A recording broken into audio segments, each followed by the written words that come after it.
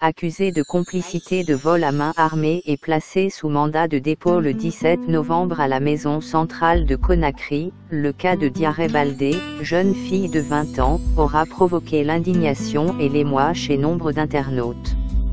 Enceinte de 7 mois, cette jeune étudiante a bénéficié de plusieurs postes de soutien sur les réseaux sociaux appelant incessamment à sa libération.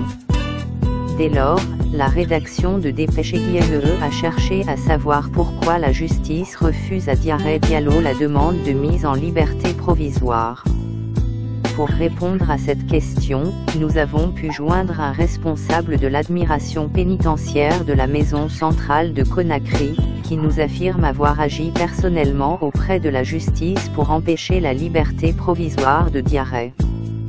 Les raisons: j'ai agi personnellement pour empêcher la liberté provisoire de Diarra Baldé.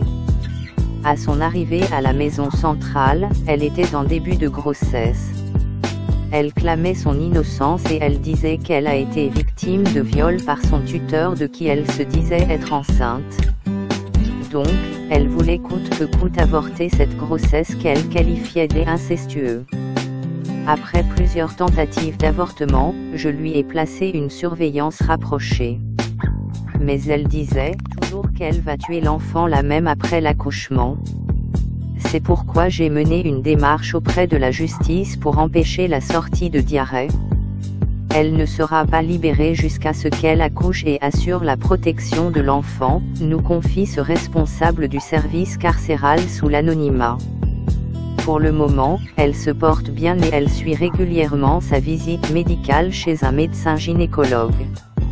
Et toutes les conditions sont réunies pour qu'elle accouche à l'hôpital, nous garantit ce cadre de l'administration pénitentiaire.